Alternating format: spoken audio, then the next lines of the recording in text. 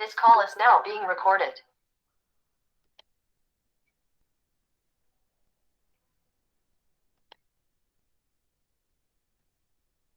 Muy buenos días, bienvenido a nuestra habitual capacitación en protección radiológica.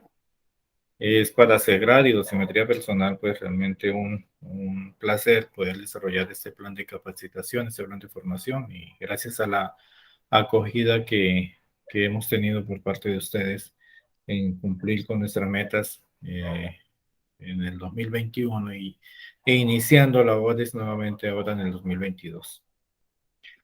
Hoy vamos a hablar sobre los principios generales de la protección radiológica. Estos principios generales de la protección radiológica hacen parte de los principios fundamentales de la seguridad del OIA que vimos en la última capacitación que tuvimos.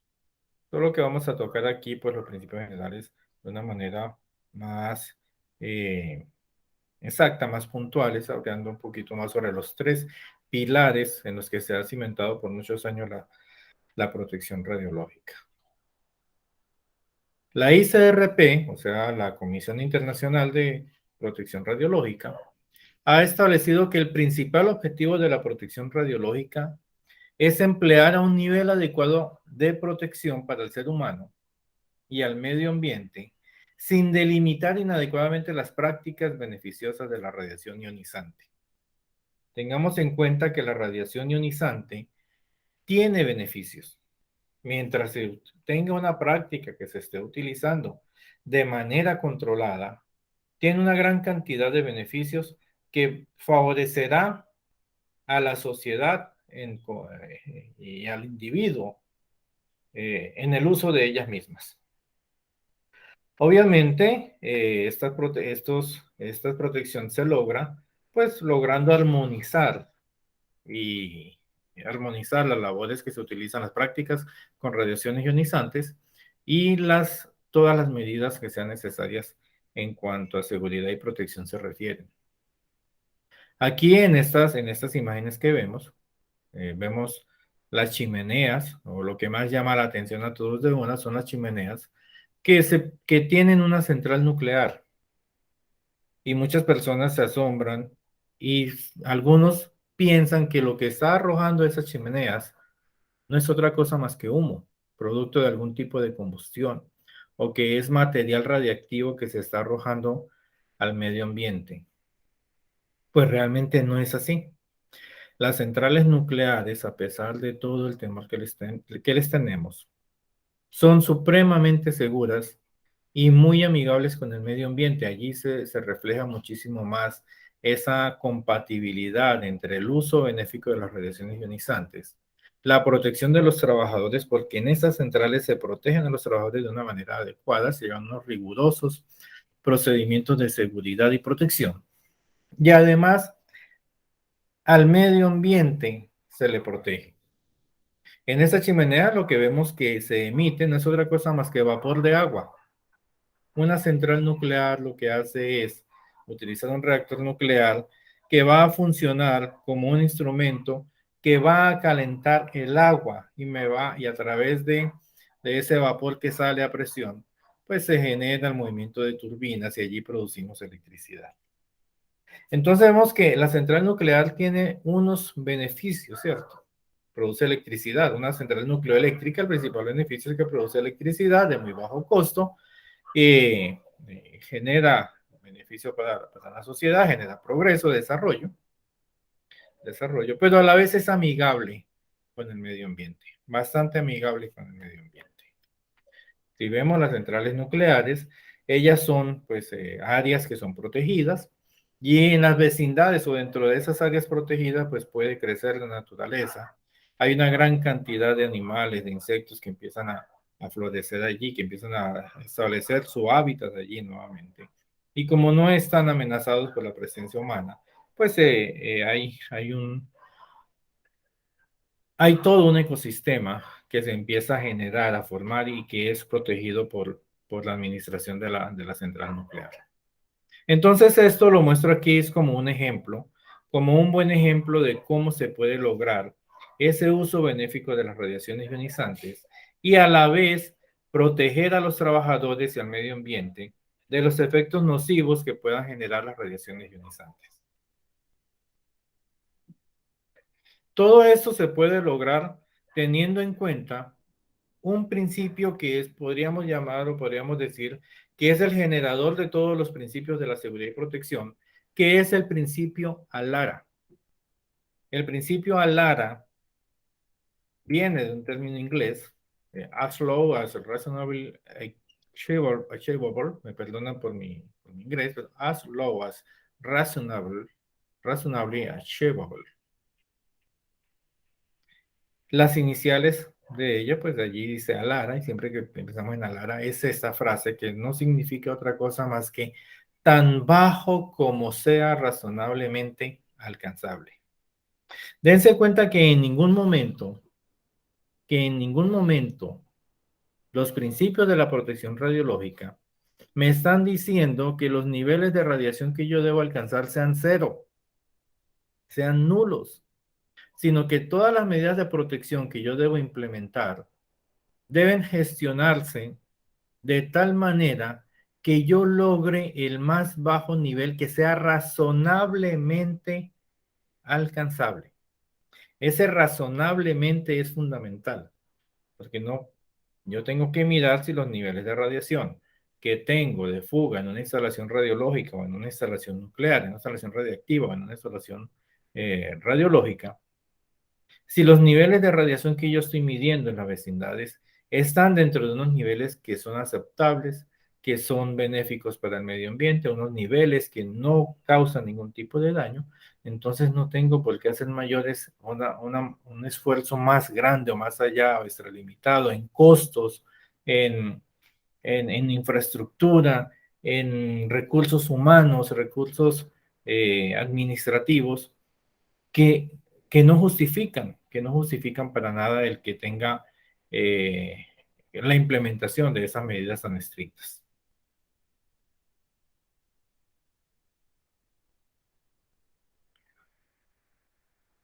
Esos tres principios que se derivan del principio ALARA, pues básicamente son, o los tres principios generales son la justificación, la optimización y la limitación. Justificación, optimización y limitación. Cuando hablamos de justificación, es que toda práctica con exposición a la radiación ionizante debe estar justificada. El concepto práctica es un concepto que debemos nosotros tener en cuenta. Y cuando hablamos de práctica, a veces se nos va de pronto por ahí o no caemos en cuenta el contexto de esta palabra dentro de la protección radiológica. Cuando se habla de práctica en protección radiológica, estamos hablando de una práctica radiológica o de una práctica con exposición a la radiación. Estamos hablando de cualquier tipo de actividad que pudiese conllevar riesgo o exposición a la radiación ionizante. Dentro de estas diversas prácticas que tenemos están las prácticas médicas, veterinarias, industriales, de investigación, radioinmunoanálisis, prácticas agronómicas, docencia, nucleoeléctrica y en fin, todo lo que se nos pueda ocurrir a nosotros que está dentro de el uso de las radiaciones ionizantes, que podamos tener una fuente radiactiva, o sea, un equipo de rayos X, un isótopo radioactivo, ¿cierto? Cualquier tipo de actividad en la que tengamos esa radiación ionizante le vamos a llamar práctica. Nuestra legislación en Colombia ha adoptado este término para licenciar para otorgarle el licenciamiento del uso de las radiaciones ionizantes. Por ejemplo, tenemos licencias de prácticas médicas, licencias de prácticas veterinarias industriales de investigación, o tenemos licencias de prácticas con material radioactivo.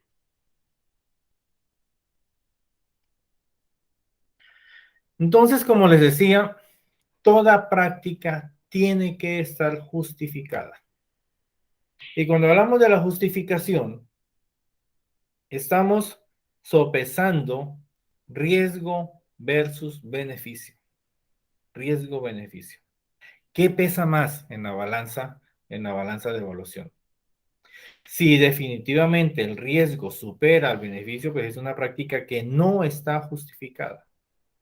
Pero si el beneficio es tal que supera todos los riesgos que conlleva el uso de las radiaciones ionizantes, pues vale la pena implementarlo y en este caso ya está dada la justificación. Vamos a ver algunos ejemplos de este riesgo-beneficio. Y hay una preguntita además que nosotros debemos hacer. No es suficiente con decir que una práctica está justificada, porque sí.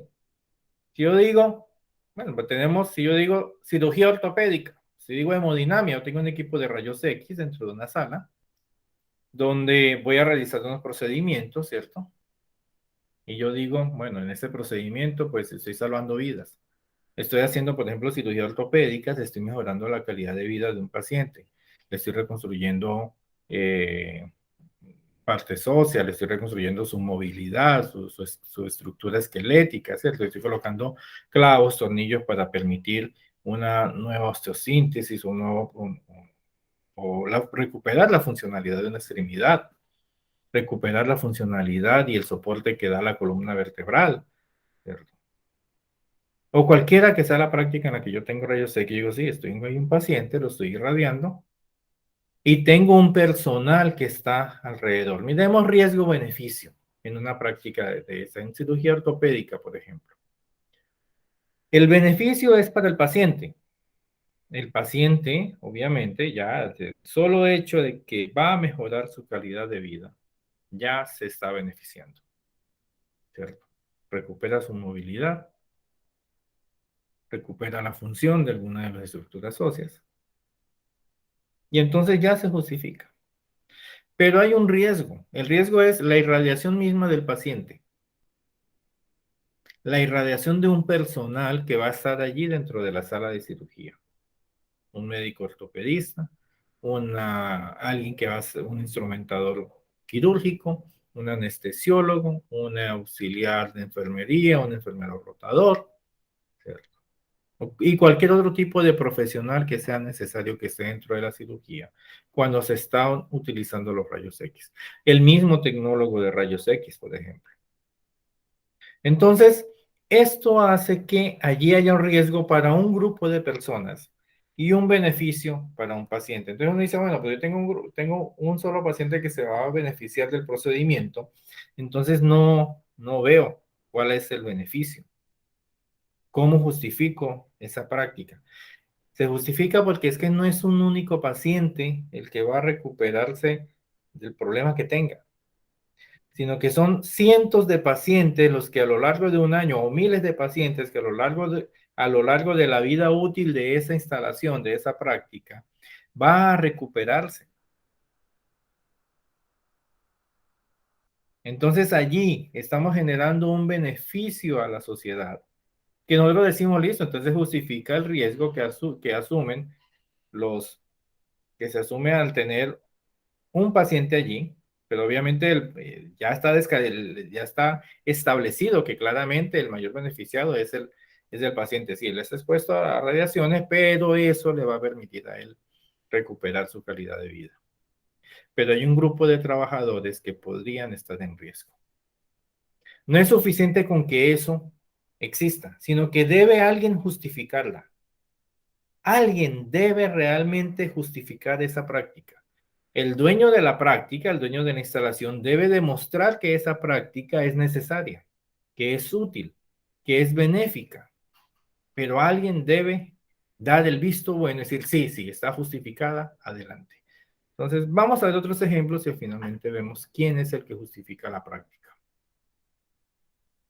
Bien, aquí en el procedimiento con el arco en C, ¿cierto? Por ejemplo, pueden estar haciendo una angiografía. Un arco en C se utiliza también para procedimientos de hemodinamia. Entonces allí hay un grupo de profesionales que están irradiando al paciente y están viendo por dónde insertan un catéter. Están haciendo un cateterismo, una angiografía. Y entonces pueden a través de eso, pues mejorar, de pronto evitar que un paciente sufra de un infarto al poder, al poder liberar de una obstrucción al, al tratar una estenosis, por ejemplo, de la coronaria de la arteria coronaria izquierda, del corazón. Entonces, aquí posiblemente es un paciente que tuvo un infarto o que estaba próximo a tener un infarto. Se le ha salvado la vida a un paciente. El costo, pues que hay un grupo de trabajadores que se expusieron a radiación.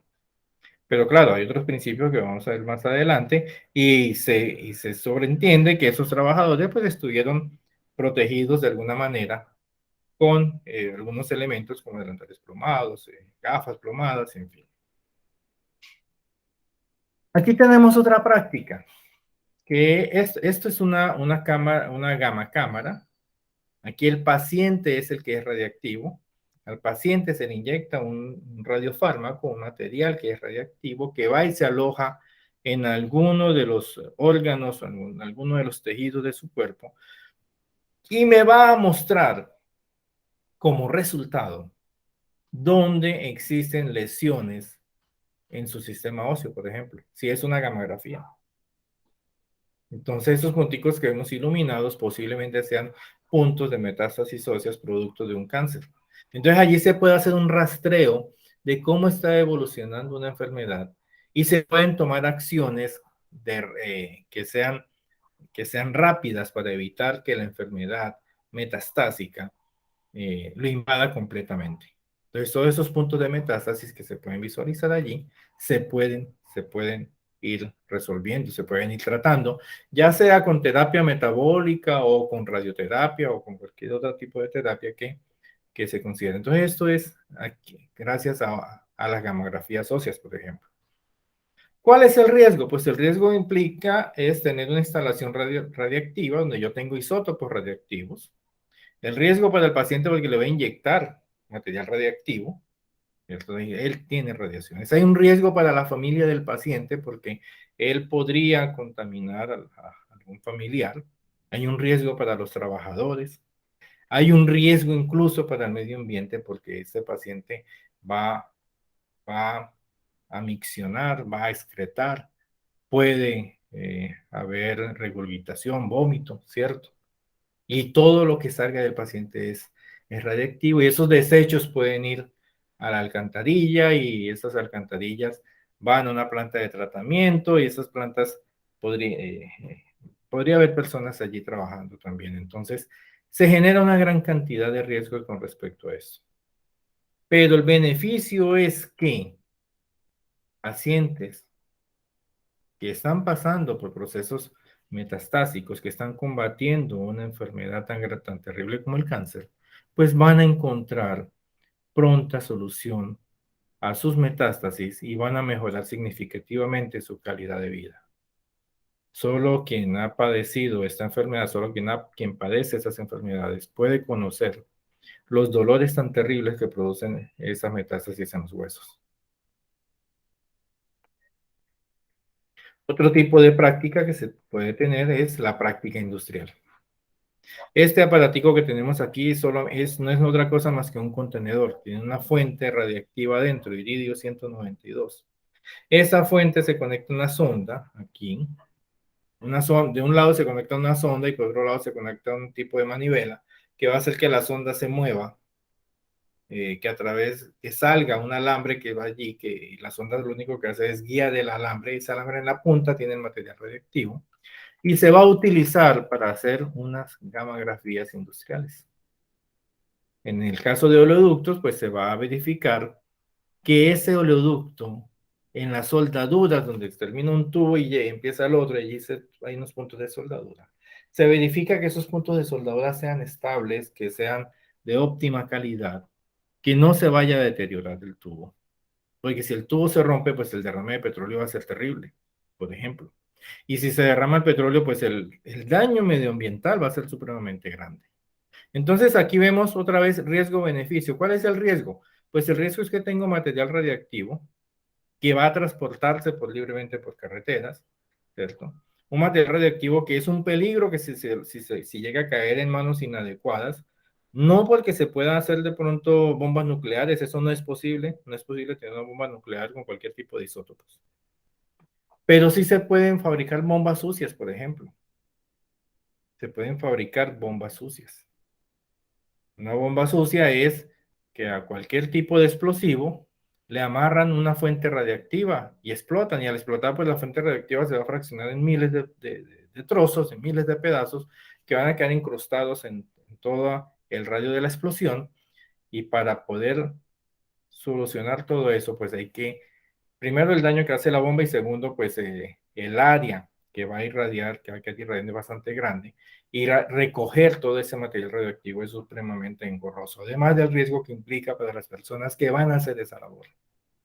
Hay un riesgo también para el trabajador, para el operario, porque si la fuente no retorna, él manualmente tiene que acercarse a la fuente, retirarla o iniciar el protocolo que tengan contemplado para recuperación de la fuente cuando se pierde el control de ella, la movilidad de ella, ¿cierto? Entonces ahí hay un riesgo, pero el beneficio, ¿cuál es? El beneficio es que se evita que pueda ocurrir un derrame de petróleo, un daño ecológico muchísimo más grande, mayor. Ese es un beneficio grande que justifica la práctica.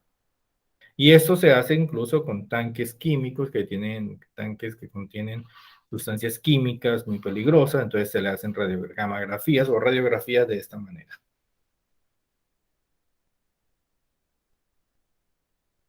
Esta es otra práctica, la veterinaria. ¿Quién de nosotros no sufre cuando su cachorro tiene algún problema? Y se usa la radiografía también, radiografías, tomografías, se usan con nuestras mascotas. Allí tengo personas que se van a irradiar porque obviamente una mascota no es como un ser humano al que uno le dice quédese quieto, tome aire, no respire, irradian y ya. Una mascota no se queda quieta y menos si está sufriendo. Entonces es necesario que personas se queden con el animalito acompañándolo mientras hacen la radiografía.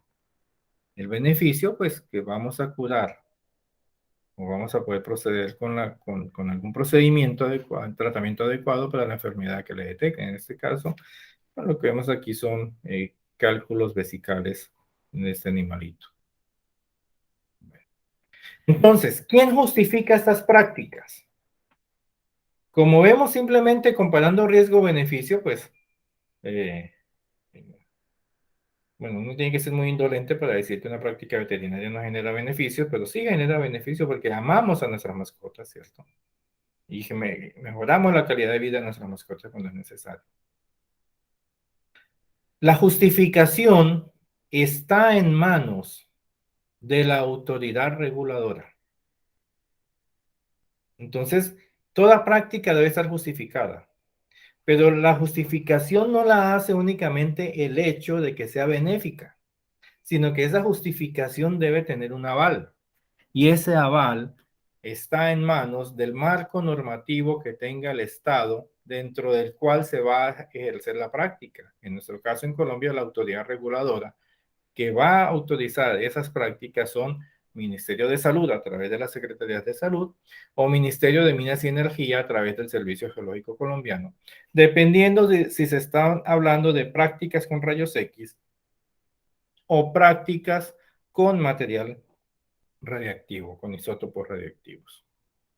Entonces, la justificación se debe demostrar ante el ente regulador, y el ente regulador otorga una licencia que permite el uso de esa práctica. Y el usar esa práctica, y ya al tener esa licencia, ya es una corroboración, es un visto bueno, una demostración de que la práctica está justificada. Además de que la justificación no tiene que ver solamente con el hecho de que sea benéfico, sino que hay que cumplir con una serie de requisitos adicionales, como la protección de los trabajadores, límites de dosis, cómo se va a proteger al paciente, en fin, ¿cierto? Todo eso, todas esas medidas justifican la práctica. Porque si vamos a hablar simplemente en el hecho de que es que estoy salvando vidas en una sala de hemodinamia, en una sala de cirugía ortopédica, entonces podemos olvidarnos de la protección, ¿no? Es que yo no me protejo, pero estoy salvando vidas. Entonces el riesgo-beneficio, ¿cierto? No. Debe haber toda una serie de requisitos que justifiquen la práctica. No es solamente tener una práctica, sino que debe haber un llenado de requisitos dentro del marco regulatorio nacional que exista. El segundo principio es la optimización. Y cuando hablamos de optimización, volvemos a hablar nuevamente de que hay que tener en cuenta factores sociales y económicos, o sea, hay que bajar las dosis que, eh, tanto como mis recursos económicos lo permitan. Es decir, no hay que invertir demasiado en protección cuando no es justificable, porque llega un nivel en el que por más que yo quiera bajar los niveles de radiación, no se puede. O existen algunas prácticas donde es un derroche de dinero implementar algunos tipos de medidas de protección que no son adecuadas para ese tipo de práctica. Por ejemplo, volvemos a la central nuclear. En la central nuclear, el reactor está en una cúpula. No sé si alcanzan a ver la cúpula que está aquí. Esta es la cúpula. Aquí en este edificio está el reactor nuclear.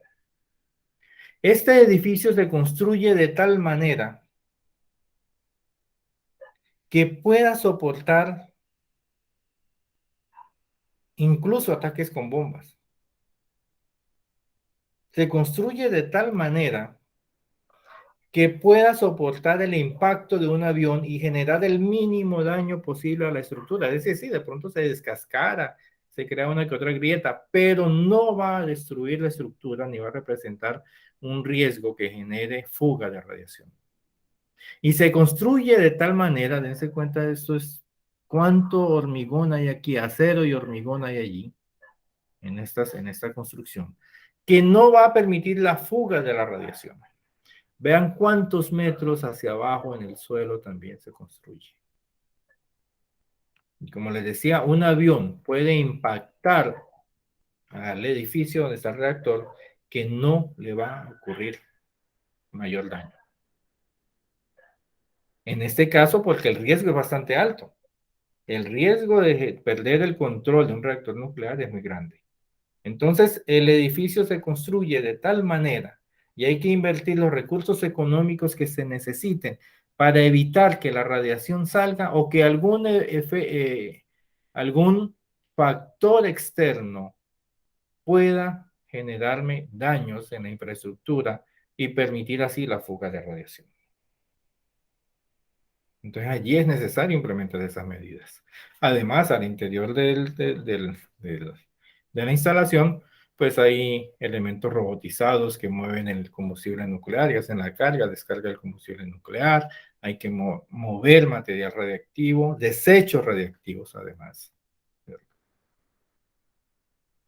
Los desechos que se producen deben almacenarse en almacenes especiales que también contengan la radiación, porque todo el desecho radiactivo que se genera en un reactor nuclear está generando radiación ionizante y hay que darle un manejo adecuado a esos residuos. Y vuelve y juega. Tenemos nuestro almacén de residuos, pero vemos que alrededor hay verde, hay naturaleza. Esto en una práctica tan grande como un reactor nuclear, una planta nucleoeléctrica. En una sala de cirugía, pues tenemos paredes que no necesariamente son blindadas. Siempre pensamos que cuando hablamos de blindaje debe haber plomo. Las salas de cirugía, que son construidas solamente en ladrillo, generalmente no necesitan blindaje adicional para proteger o para atenuar la radiación que produce un arco en C. La protección que se necesita dentro de la sala pues son delantal plomado, cuello plomado, gafas plomadas, usar dosimetría, ¿cierto? Entonces esto va a proteger a los trabajadores. Esta es la manera de optimizar la protección allí. Y dentro de la optimización, pues hay otras cosas como disminuir el tiempo, ¿cierto? No solamente la plata, sino también los procedimientos que se empleen allí. Hay que optimizar procesos. En una mamografía, pues no podemos pretender que a la tecnóloga de radiología que hace la mamografía tenga delantal plomado. No es necesario, ella está detrás de un biombo plomado, detrás de un vidrio plomado que es suficiente blindaje contra la radiación producida por el equipo. Y las salas de mamografía tampoco requieren de un blindaje muy grande. Aquí, si vamos a estar en un segundo piso y una ventana allí adicional, ¿cierto? Pues no hay peligro. No se requiere mayor protección en estas salas. O sea, sí se requiere protección, pero la protección desde cuenta que es mínima. En el caso de radioterapia, allí sí la situación cambia. Vean, para que se hagan una idea del equipo, este equipo es supremamente grande. Esta es la cama, la mesa donde se acuesta el paciente, y el paciente se acuesta y la mesa se mueve hasta debajo del gantry. Aquí salen los rayos X, los fotones X, rayos X o los electrones también. Un acelerador permite la salida de electrones para hacer tratamientos al paciente. Y se comienza a irradiar al paciente. Pero dense cuenta de qué tan grande es esta sala, es bastante grande. Además de eso, dense cuenta de qué tan grandes son las paredes. Son paredes de más de 1.10 metros, 1.20 metros. Las paredes donde está el la central, donde el barro, ese equipo rota, él gira, y a medida que gira va irradiando. Entonces, en todo el centro tiene una barrera que supera los 2 metros de espesor de solo concreto de alta densidad. Y además, no hay una entrada directa, sino que, miren, la entrada es por aquí. Por aquí entra el paciente y el tecnólogo que lo viene ubicado, el médico radioterapeuta o el físico médico, quien sea que vaya a entrar a ubicar al paciente o a hacer algo con el paciente, entran acá, giran y viene el paciente acá. Es un laberinto, esta es una primera barrera. Y esta pared de acá también es gruesa, igual de gruesa que esta, una segunda barrera, para evitar que la radiación salga a la vecindad. Además, vean el espesor de la puerta. Es una puerta también bastante grande. Entonces, aquí la protección es muchísimo más grande, es necesariamente más grande. Hay que invertir recursos económicos más altos que en una simple sala de mamografía. Entonces vemos que la optimización de la protección tiene mucho que ver con qué tanto dinero voy a invertir dependiendo de la práctica. ¿Qué elementos voy a utilizar? Entonces hablamos de factores sociales y económicos. ¿Qué tanto me permite una sociedad tener ciertos niveles de fuga de radiación en una instalación? Pero hay normativas que son muy restrictivas, entonces eso ya socialmente me toca implementar muchísimo más las medidas de protección. Las siguientes son partes de medicina nuclear. Esto hace parte de de una radiofarmacia. Esto le llamamos el castillo. No es otra cosa más que una estructura en acero y plomo, con un vidrio plomado. Y aquí se para el tecnólogo de fuentes abiertas, o el tecnólogo nuclear. Y detrás de esto, ahí atrás, él va a preparar el material radioactivo que le va a dar al paciente. Es decir, va a abrir los viales, sacar el líquido en una jeringa. Esas jeringas se meten en unos protectores de plomo, como los que vemos acá, y luego se pasa a inyectar al paciente. Eso que se inyecta al paciente es para que él metabolice el fármaco vaya y se aloja alguno de sus sistemas, y puede ser que el paciente va a un PET. Esto parece un tomógrafo, de hecho es un tomógrafo y una gamma cámara fusionada, se conoce como PET-CT. O puede el paciente ir a la gamma cámara a hacerse su tomografía. Aquí en medicina nuclear hay que invertir mucho. Hay que invertir en la infraestructura que garantice que los trabajadores no se van a irradiar, así como es que existe este castillo, este tipo de blindaje para protegerlos a ellos mientras sacan el fármaco de su contenedor y lo pasan a una jeringa o los llevan al contenedor donde van a llevar la pastilla de yodo, por ejemplo, a un paciente que lo va a tomar. Tenemos, hay protección, por ejemplo, para guardar los residuos. Hay unos contenedores donde se guardan los residuos, los guantes que se utilizaron, los algodones que se utilizaron, si se utilizó servilleta, papel, cualquier cosa que se haya utilizado con el paciente durante el procedimiento queda radiactivo y va a un contenedor de desecho. Incluso miren el contenedor de las jeringas, el guardián, ¿cierto? Aquí esto es plomado. Esto es plomado. Aquí es donde guardamos las jeringas en medicina nuclear. Además de eso, el paciente genera residuos radioactivos. Lo más común es que un paciente orine dentro de una instalación de medicina nuclear. Esa orina es radiactiva y esa orina no puede ir a la calle, no puede ir a la alcantarilla así como así. Esa orina va a una planta de tratamiento, que llamamos la PETAR. Aquí adentro hay unos tanques donde llega la orina, se almacena por cierto periodo de tiempo dependiendo de los isótopos que se estén utilizando en la instalación y se van dejando de caer y van cambiando de tanque a tanque, de tal manera que después de un tiempo eso ya ha decaído. Recuerden que lo vimos en la primera charla cuando vimos la actividad decayó, ha decaído tanto que ya esa orina ya después puede salir a la alcantarilla como un desecho común y corriente. Pero dense cuenta que hay que invertir, la optimización aquí es muchísimo más alta, porque hay que invertir recursos en garantizar la seguridad. Entonces, dependiendo de la práctica que se vaya a utilizar, sea médica, industrial, veterinaria, investigación, docencia, agronomía, cualquiera que sea la práctica en la que estemos trabajando, hay que generar unas medidas de protección que se deben optimizar de acuerdo a los recursos económicos que se tengan. O sea, no quiere decir que es que no tengo más plata, entonces no le invierto más. No, no quiere decir eso.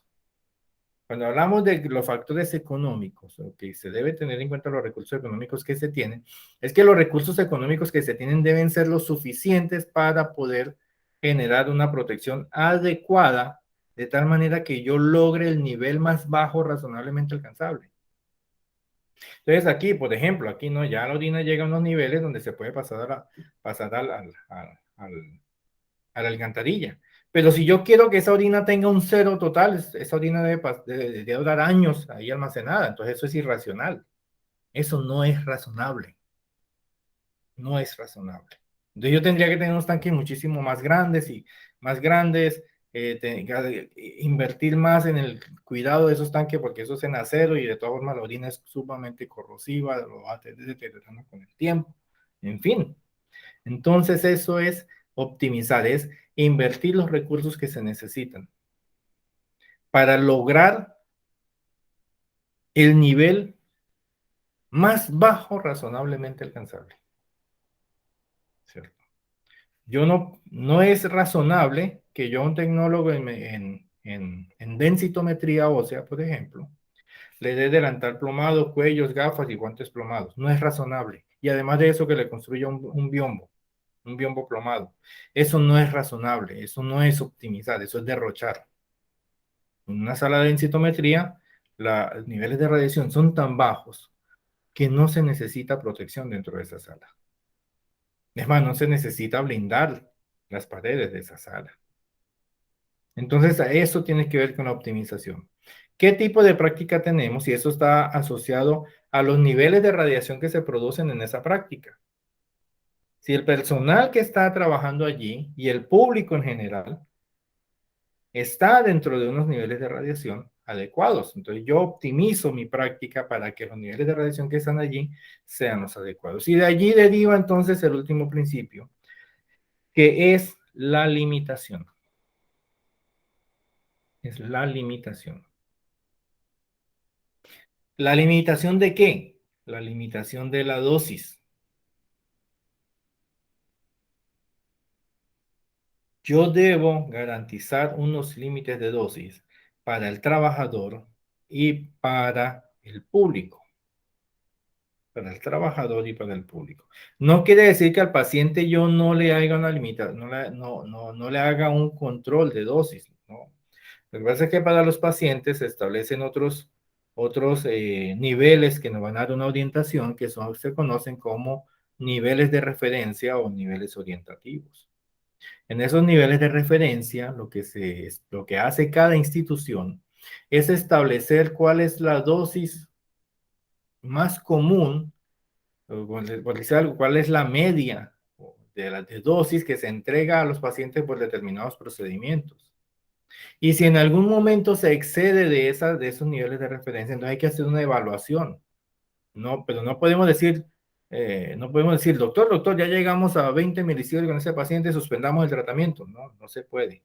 Al paciente hay que darle la dosis de radiación que el paciente, que se necesite para completar un procedimiento apoyado con equipos de radiología o para hacer una terapia con radiaciones.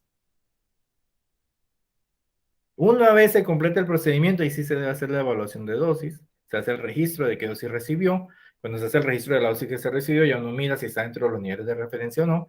Y entonces, si no está dentro de los niveles de referencia, hay que hacer una evaluación de qué fue lo que pasó para que institucionalmente hagamos los correctivos que sean necesarios, si es el caso, con los siguientes pacientes que vienen.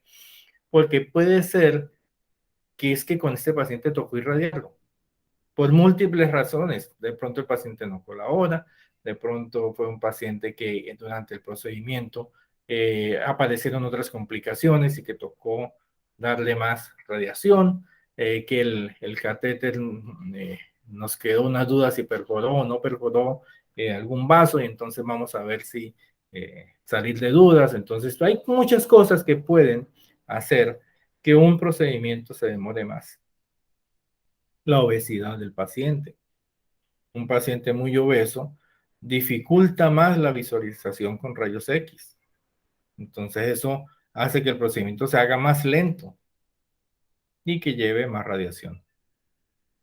Pero en sí, en fin, cuando hablamos de limitación de la dosis, estamos hablando de la limitación para el trabajador ocupacionalmente expuesto y para el público.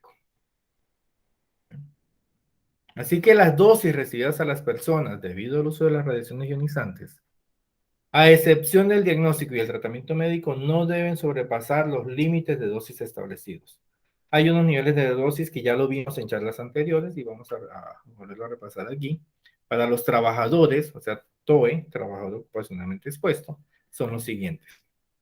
Que no se supere una dosis efectiva de 20 milisieverts promediados por 5 años. Claro que eso se puede optimizar. Mi meta no es que llegue a los 20 milisieverts o a los 19 milisieverts. Yo, no, es que llegué nada más a 19. Mis trabajadores solo recibieron 19 milisieverts, estoy contento. No, no, debería darme pena si yo tengo un trabajador que recibe 19 milisieverts. Porque yo debo generar unas medidas de protección y seguridad que me den muchísimo más bajo que 20 milisieverts, muchísimo más bajo. Eso se puede lograr, incluso con prácticas bien optimizadas. Si miramos los reportes de dosimetría de nuestros trabajadores o si vemos nuestros propios reportes de dosimetría, lo normal es que nuestros reportes de dosimetría sean entre 0.3, 0.5 al año. Ni siquiera alcanzamos uno. O si estamos en una práctica muy compleja, puede ser que tengamos de entre 1 y 4 milisieverts al año. Bien. Entonces son 20 milisieverts de dosis efectiva promediado por 5 años. Pero por año, en un solo año, se pueden recibir máximo 50 milisieverts de dosis efectiva. En Colombia esto es algo muy difícil de que suceda porque existe una directriz pues del órgano regulador por asuntos nucleares, que es el encargado de licenciar las empresas que prestan los servicios de dosimetría, que cuando un dosímetro sobrepase 1.6 milisieverts al mes, se debe hacer una notificación, de tal manera que el empleador rápido recibe una alerta de que alguien está muy próximo a recibir 20 milisieverts si continúa con esa tendencia.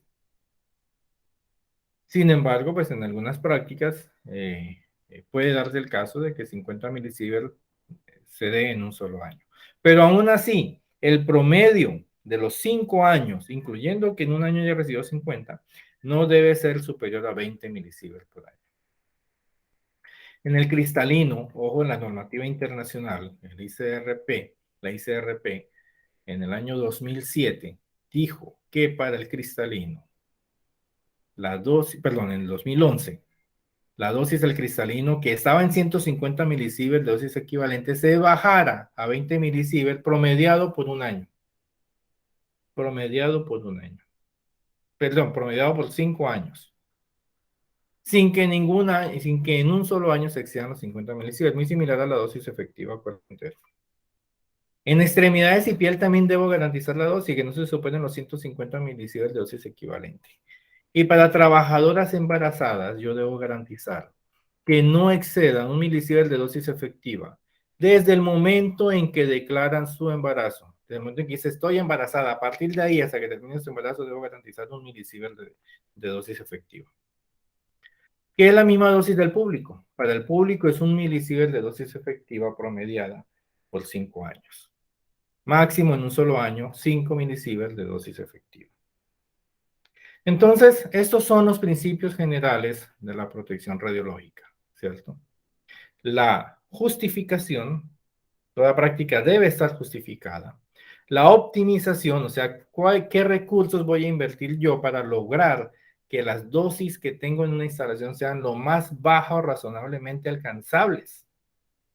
Y la limitación de la dosis que tienen que garantizar que en ningún momento, por ningún motivo, un trabajador o una persona del público supere los límites de dosis establecidos.